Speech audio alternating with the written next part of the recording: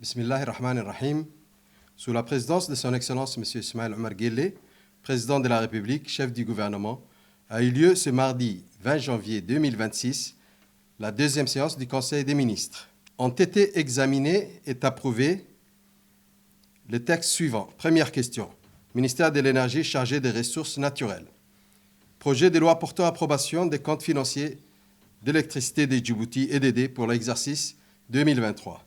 Les comptes financiers de l'EDD pour l'exercice 2023 ont été arrêtés en produit à 35 817 311 490 francs Djibouti et en charge à 32 876 926 392 francs Djibouti avec un résultat net excédentaire de 2 990 385 098 francs Djibouti. Deuxième question. Ministère du Travail chargé de la formalisation et de la protection sociale. Projet de décret relatif aux conditions de recrutement des fonctionnaires. Le présent projet de décret relatif aux conditions de recrutement et de promotion des fonctionnaires de l'État s'inscrit dans le cadre de la réforme et de la modernisation de l'administration publique engagée par la République de Djibouti. Le texte précise les modalités d'accès à la fonction publique, critères de sélection, organisation des concours, et encadre les conditions d'avancement et de promotion en garantissant une progression professionnelle fondée sur les compétences, l'expérience et la performance.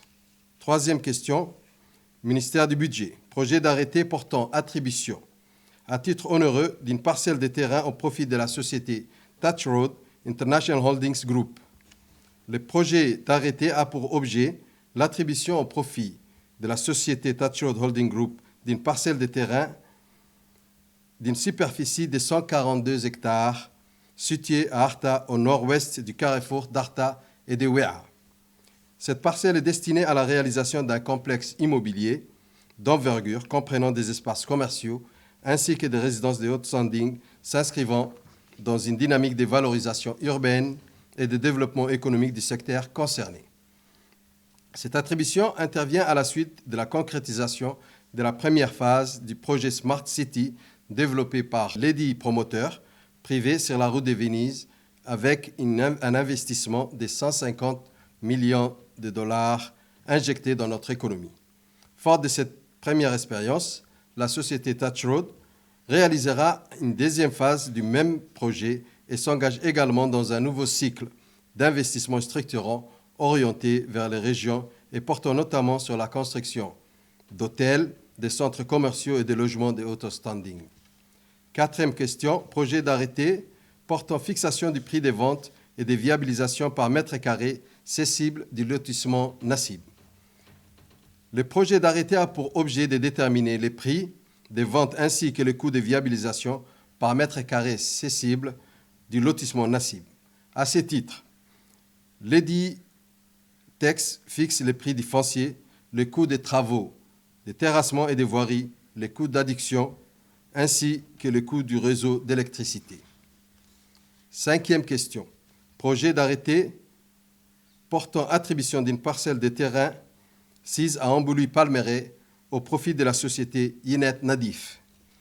Le projet d'arrêté a pour objet l'attribution au profit de la société Yinet Nadif d'une parcelle de terrain d'une superficie de 6 646 m² sise à Ambouli-Palmeraie. Ladite parcelle est destinée à l'extension des activités industrielles de la société. Communication. Le ministre des Affaires étrangères et de la coopération internationale a fait un compte-rendu sur sa participation à la 5e réunion consultative sur le renforcement de la coordination des initiatives de paix au Soudan qui s'est tenue le 14 janvier 2026 au Caire. Le ministre de la Communication chargé des postes et des télécommunications a fait un rapport de mission sur le déplacement de la délégation djiboutienne effectuée à Las Anod le 17 janvier 2026. Le ministre de l'Énergie chargé des ressources naturelles a fait un rapport de ses missions aux travaux de la 16e Assemblée de l'Agence internationale pour les énergies renouvelables, IRENA, à Abu Dhabi et à la 5e édition du Forum sur les minéraux du futur à Riyad, en Arabie saoudite. Merci.